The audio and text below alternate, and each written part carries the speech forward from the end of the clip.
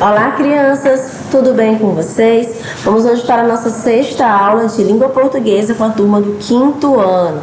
Daremos continuidade ao nosso livro 4, unidade 8, capítulo 1, Contando Histórias na Internet, páginas 38 a 47.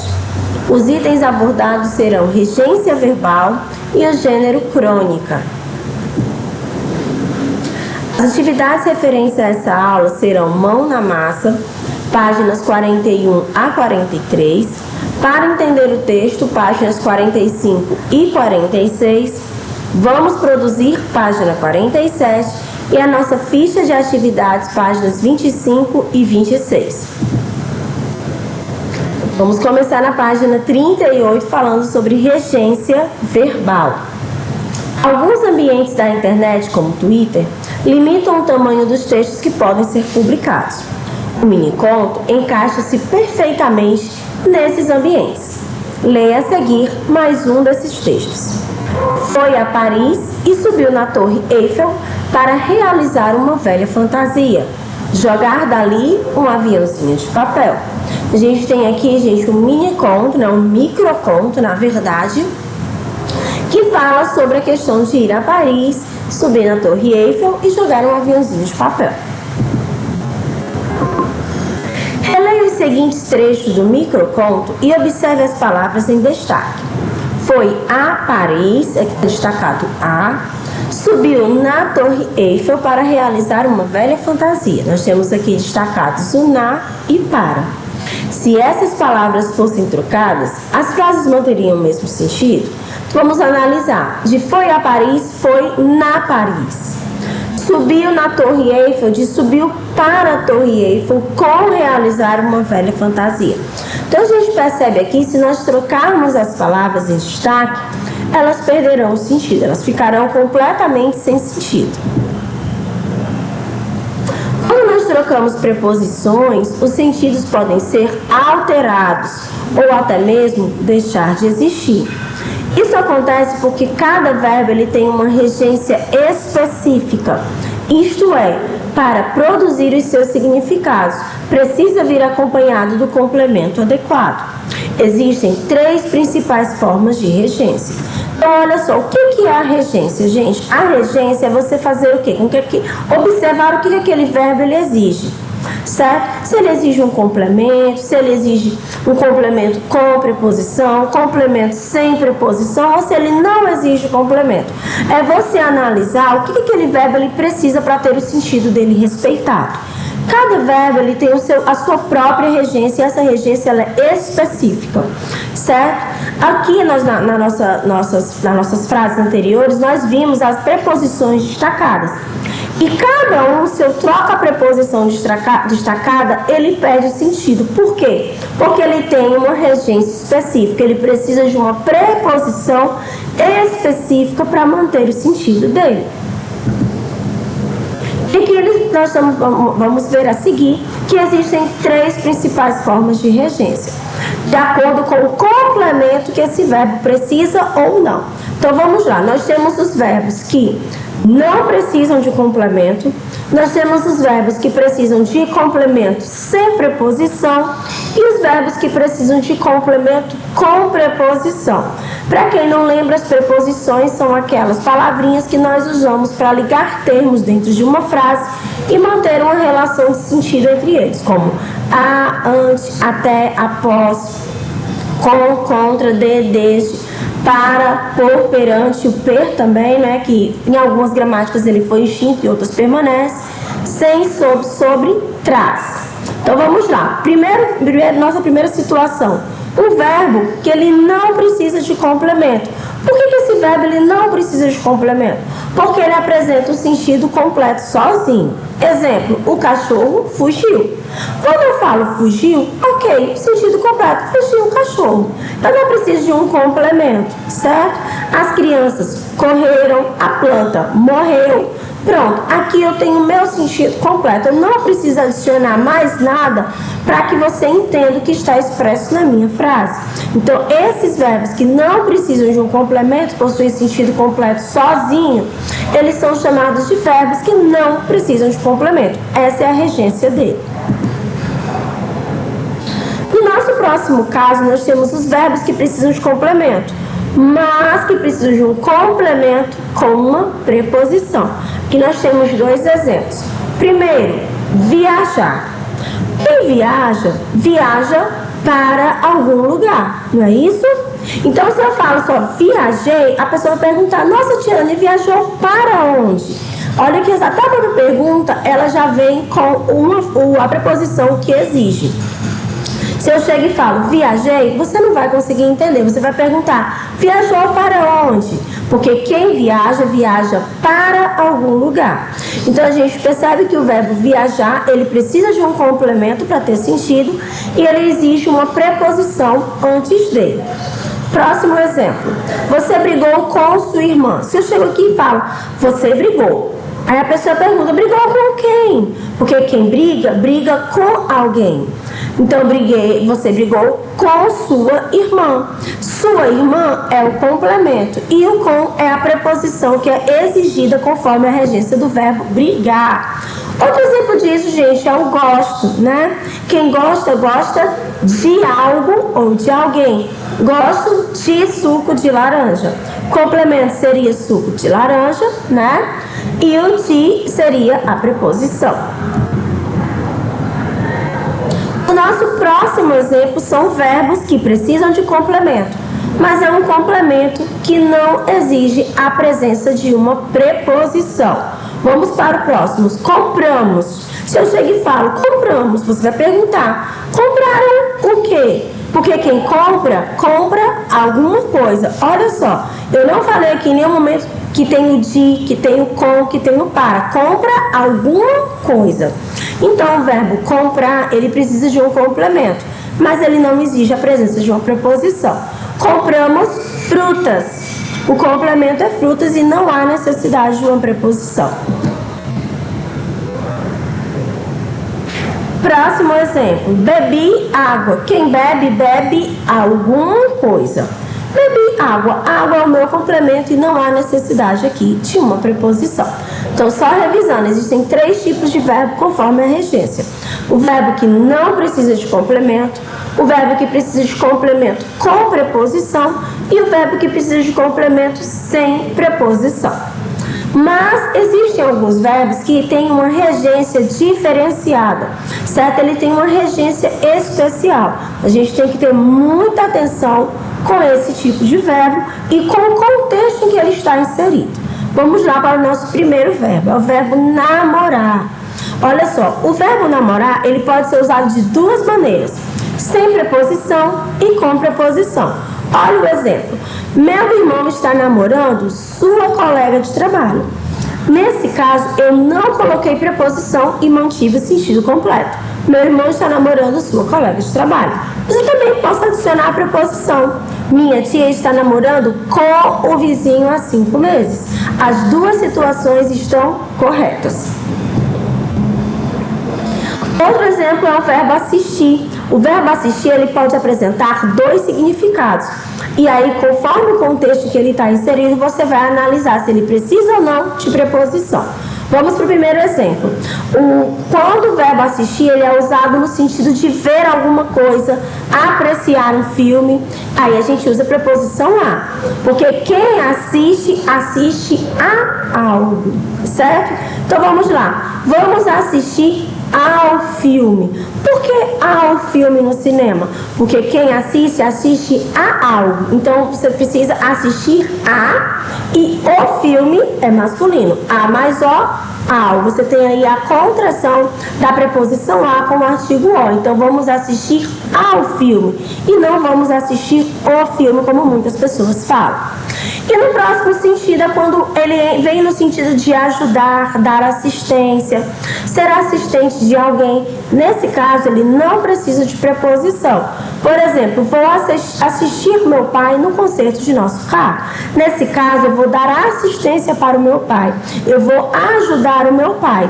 Então, nesse caso, ele não precisa de preposição. Então, quando for assistir com o sentido de ver, coloque em preposição a. Quando for assistir com o sentido de dar assistência, ajudar alguém, você não precisa usar a preposição. Próximo verbo é o verbo agradar. O verbo agradar, ele pode primeiramente ser utilizado no sentido de fazer carinho. E nesse caso, ele não precisa de preposição. Exemplo, adoro agradar o gato. Ou seja, adoro fazer carinho no gato, não é isso? Então, ele quando tem com esse sentido de carinho, ele não precisa de preposição. Mas, se ele vier com o sentido de ser agradável, aí sim tem que ser usado com o sentido de preposição. Exemplo, o seu discurso agradou, ou seja, foi agradável, não é isso? Ao público. Então, nesse caso, eu tenho que usar ser agradável aqui, no caso de agradar, você vai ser agradável, agradar a alguém. Quando a gente usa a alguém, então a gente vai colocar o azinho em a preposição. Seu discurso agradou. O que eu coloquei ao? É a mesma situação do assistir ao filme. A de agradar a alguém e o público. A mais o ao público. Agora vamos para a nossa atividade, página 41, mão na massa, primeira questão.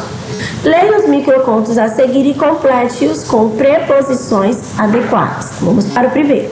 As formigas, em longa fila indiana, indo de um quintal ao outro, era a única coisa que unia aqueles dois vizinhos. Item B. As roupas penduradas no varal ganharam vida durante o vendaval.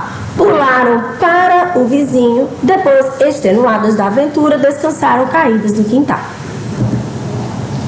Segunda questão. Na segunda questão, vocês vão assinalar aqueles verbos que não precisam de complemento, ou seja, já apresentam sentido completo. Verbo comer é? Não, gente. Quem come, come alguma coisa. Verbo respirar, sim. Verbo nascer, sim. Verbo viver e dormir, também. Já o verbo emprestar, prender e plantar, eles precisam de um complemento, porque quem empresta, quem prende ou quem planta, faz isso com alguma coisa. Terceira questão. Crie complementos, vocês vão criar frases complementando os verbos a seguir. Cuidado e analise se o verbo precisa de preposição ou não. Por exemplo, eu gosto, você pode colocar aqui, eu gosto de brincar. Precisa de complemento com preposição. B, vendemos. Quem vende, vende alguma coisa. Vendemos roupas na feira. C, quando conheci, você vai criar um complemento para esse verbo. D, sempre que ele limpa. E, minha família vai viajar. F, estava pensando. Então, analisem aí se há ou não a necessidade de colocar uma preposição junto a esse complemento. Quarta questão. Quais verbos da atividade anterior foram regidos por preposição? A gente vai registrar aqui e botar qual preposição que você pode estar utilizando. Ó, o verbo gostar, o verbo viajar e o verbo pensar precisam de preposição. O gosto precisa da preposição de. Viajar você pode usar o de, o com e o para. E o pensar você pode usar o em e o sobre. Vamos para o nosso próximo conteúdo, que é crônica, o gênero que já foi aqui abordado em redação. Então vamos lá. A crônica é um texto que costumava ser publicado diariamente nos jornais impressos. A gente sabe que a crônica ela tem a ver com o tempo. Antigamente ela era utilizada para colocar, para expor todos os acontecimentos relacionados à realeza. Mas com o tempo ela foi mudando isso e começou a publicar coisas que aconteciam no cotidiano, na vida das pessoas, dia a dia. Com o crescimento da imprensa, os jornais começaram a ser publicados e impressos com maior quantidade, a crônica ela também cresceu. Hoje ela é muito comum na internet, em sites de notícias, de variedades ou de textos literários. Vamos ler esta crônica. Crônica para Dona Nicota. Sobre os anos finais da década de 1940, há tanto tempo, meu primogênito Ricardo completara 6 anos de idade e resolvemos matricular no primeiro ano primário da escola americana do já então tradicional Mackenzie College, que ficava a 3 quadras da nossa casa. E Ricardinho, que era uma criança tímida e um tanto ensimesmada, não gostou nem um pouco da experiência de ficar abandonado num lugar estranho, no meio de gente desconhecida. Uma coisa para ele muito assustadora. E não houve jeito de fazê-lo aceitar tão insólita situação. Ele se recusava até mesmo a entrar na sala, ficava na porta, fincava o pé, sem chorar, mas também sem ceder. Eu já estava a ponto de desistir da empreitada quando a professora da classe, Dona Nicota, se levantou e veio falar conosco. E todo o jeito dela, a maneira como ela olhou para o Ricardinho, o timbre e o tom de sua voz, a expressão de seu rosto e até sua figura baixinha, meio rechonchuda, não jovem demais, muito simples e despojada, causaram imediatamente uma sensível impressão no menino. A tensão sumiu do seu rostinho, seu corpo relaxou e, ora vejam, ele respondeu com um sorriso ao sorriso da Dona Nicota. Vem aqui comigo, como ela disse, você vai gostar. E acrescentou para minha surpresa, eu mesma vou levar você para a sua casa. E amanhã cedo eu mesma vou buscar você para vir à escola comigo. Eu não sabia como agradecer. E nem foi preciso. O que Dona Nicota disse, ela cumpriu. E durante vários dias, até semanas, ela passou pela nossa casa, pouco antes do início das aulas, e levou o Ricardinho pela mão, a pé, até a escola e a sua sala. E o trouxe de volta da mesma maneira. E até quando certo dia o menino estava adoentado e não pôde ir à escola, ela voltou para lhe dar uma aula particular, em casa, para ele não se atrasar no programa. Tudo isso na maior simplicidade, como se fosse a coisa mais natural do mundo. O Ricardinho adorava a Dona Nicota e não era para menos. Dona Nicota era a mais perfeita e linda encarnação da professora primária ideal, a mais nobre e fundamental das profissões. A de ser a primeira a preparar uma criança pequena nas suas primeiras incursões na vida real, com competência, dedicação, compreensão, paciência e carinho. E a consciência plena de estar dando à criança uma verdadeira base para o futuro cidadão. Por que estou contando tudo isso a vocês hoje? Porque no dia do professor eu senti que não poderia prestar maior homenagem a todos os mestres de escolas do Brasil do que incluí-los nesta crônica tributo à Dona Nicota, exemplo e paradigma de uma modesta e maravilhosa professora montessoriana e um grande ser humano. Ricardo saiu de sob a asa de Dona Nicota, lendo e escrevendo, e hoje, jornalista, tradutor e escritor, esse avô de 3 netos, continua se lembrando de Dona Nicota, com carinho e gratidão.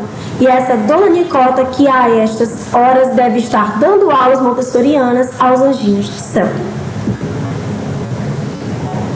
Página 45, primeira questão. O texto Crônica para Dona Nicota trata de um assunto cotidiano. A gente sabe que todas as crônicas, elas vão abordar assuntos do dia a dia da vida das pessoas, né? Segunda questão, qual é a relação existente entre a Dona Nicota e a autora da crônica?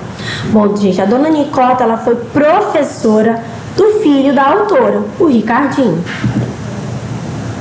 Vamos marcar V ou F de acordo com o texto. O texto expressa a opinião da autora? Sim, a gente percebe que ela fala a opinião dela sobre a Dona Nicota. Os personagens são pessoas reais? Com certeza, gente. A crônica foi escrita para uma data especial? Sim, Dia dos Professores. Atualmente, Dona Nicota é a avó de 3 netos? Não, gente, a Dona Nicota já faleceu, né? E não é ela que é a avó de 3 netos. Quarta questão. Releia o seguinte trecho. Não gostou nem um pouco da experiência de ficar abandonado num lugar estranho. Porque a palavra abandonado, ela está entre aspas. E que significados essa pontuação acrescenta a palavras? Bom, gente, o uso da aspa indica o quê? A palavra não foi utilizada no sentido real. Por quê? Porque o Ricardinho, ele realmente não estava abandonado na escola. Era só a forma como ele se sentia. Essa pontuação, ela acrescenta que aquela palavra não foi utilizada no sentido real. Quinta questão. A gente vai aqui marcar o significado de cada palavra. Item A, primogênito, significa primeiro filho. B, ensimesmada, significa introvertida. C, insólita, significa incomum. Item D, paradigma, significa modelo. Sexta questão. Que sentimentos a cronista demonstra ter por Dona Nicota e por quê? Ela tem carinho e gratidão. Por quê? Por causa da maneira, né, como a dona Nicota tratou e educou o filho da cronista. Página 47. As crônicas, gente, elas são textos que transitam entre a área jornalística e literária e tratam de temas do cotidiano, com uma linguagem simples, coloquial, ou seja, aquela linguagem informal do dia a dia. Podem apresentar também humor, ironia, até sarcasmo, né?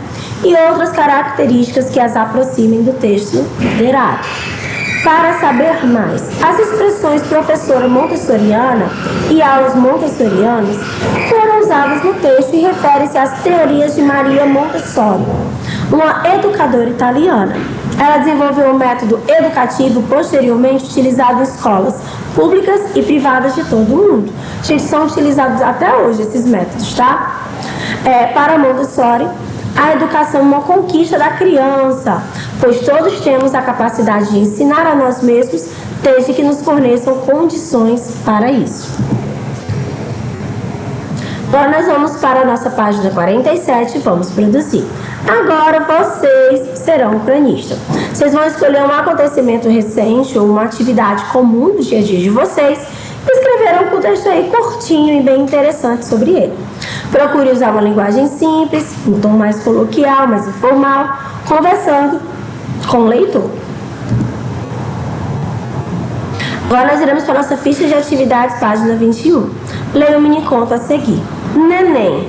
Depois de muitos anos e várias tentativas, ele chegou, chorando forte. A cunhada foi a única com coragem para trazê-lo. Primeira questão. Qual é a cena sugerida pelo mini conto? A do nascimento de um bebê. Segunda questão. Por que foi a cunhada que o trouxe e não a mãe? Porque a mãe estava dando à luz e a cunhada a ajudou. Terceira questão. Por que foi preciso coragem para trazê-lo? Porque ela teve que ter coragem para realizar o parto do bebê. Quarta questão. O que significa ele chegou chorando forte? Geralmente os bebês, quando eles nascem, eles choram bastante. Página 22, quinta questão. Recrie a história do mini-conto em uma narrativa tradicional. Então, vocês vão pegar essa história do mini-conto e contar em forma de uma narrativa tradicional. Bom, gente, eu vou ficando por aqui. Espero que vocês tenham compreendido todo o nosso conteúdo e gostado da nossa aula. Continuem estudando e acompanhando as postagens através da nossa agenda eletrônica. Um grande abraço e até a próxima. Tchau, pessoal!